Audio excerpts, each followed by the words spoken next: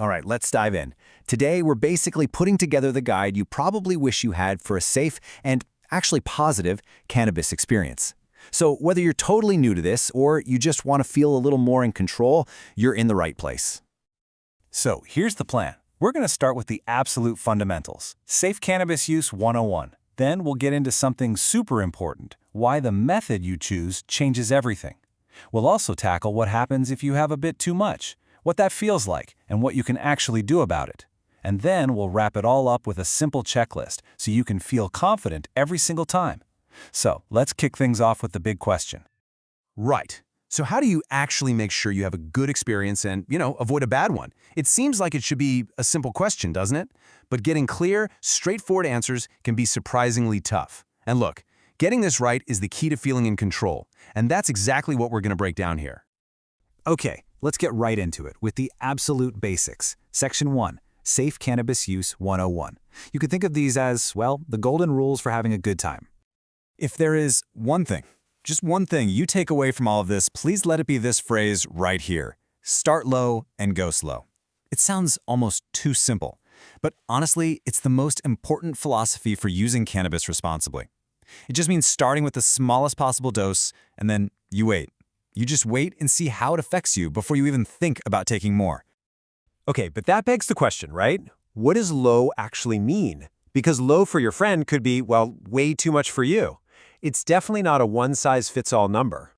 See, your ideal dose is completely unique to you. It depends on a ton of stuff, everything from your body weight and your metabolism to your personal tolerance level.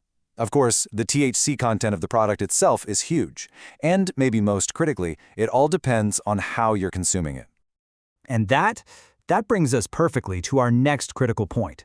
The method you choose matters a lot, because with cannabis, timing is literally everything.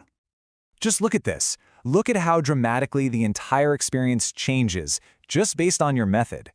If you're smoking or vaping, the effects come on almost immediately, right? And they last maybe a couple of hours. But with an edible, hoo boy. With an edible, you could be waiting up to 2 hours for it to even kick in, and then the effects can last for 6 hours or even longer. That massive delay, that's the #1 reason people accidentally overdo it and have a bad time. Yeah, this really lays it out perfectly. With smoking, the feedback is almost instant, so it's way easier to gauge when you've had enough.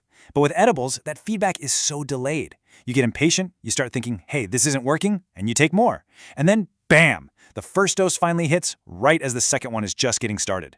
That right there is the classic recipe for a really unpleasant experience. So what's a safe starting point then, especially for edibles? 5 milligrams of THC. That is a fantastic benchmark for anyone who's just starting out. Honestly, some people even start with 2.5 milligrams just to be extra cautious. Remember, you can always take a little more later, but you can never, ever take less. Look, this is so important that we have to say it again. With edibles, you absolutely have to wait at least 2 full hours before you even consider taking more. I'm not kidding. Set a timer on your phone if you have to. Patience is your best friend here, trust me. Okay, so what happens if you don't wait? What if you accidentally have way too much? This is what people often call greening out. And yeah, it can be really unpleasant, but the good news is it's also totally manageable. So let's break down what that actually feels like. So greening out is really just a slang term for consuming more cannabis than your body can comfortably handle at that moment. The 2 key things you need to remember are, 1, the effects are temporary, and 2, while it can feel super distressing, it is generally not a life-threatening situation. Now, the symptoms themselves can be very uncomfortable. We're talking about things like intense anxiety or even panic, nausea, feeling dizzy and disoriented, a racing heart. It can feel really scary. It's a real physical and mental discomfort. But just being able to recognize these symptoms for what they are, that's the first step to getting through it. And this is the most important thing to hold on to if this ever happens to you or a friend. Just keep telling yourself this simple fact. These effects will pass. This is not permanent. Your body just needs some time to process everything you've consumed. You're going to be okay. All right, so if you or a friend ever find yourself in this situation, the key is not to panic. There's a clear, simple set of actions you can take. So let's put together your overconsumption first aid kit. Okay, step 1, just focus on staying calm. Find a safe, quiet, comfortable spot where you can just rest. Step 2, sip some water and maybe try a light snack. That can really help ground you. Next, distract your mind. Put on some chill music or a comfort TV show, something you know really well.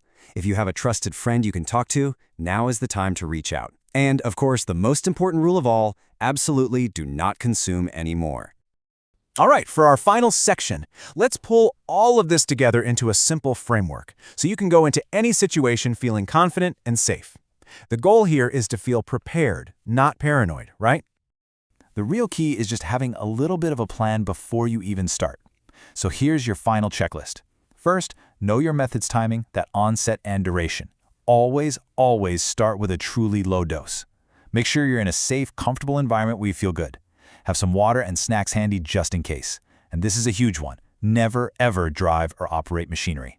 And finally, if you have it in the house, always store your products securely, well away from any kids or pets. And that brings us to the end. We've gone through the what, the why, and the how of a safe cannabis experience. So the final question is really for you. Thinking about everything we've just covered, what's one thing you might do a little differently next time to help make sure your experience is a positive one? Something to think about. Thanks for joining me.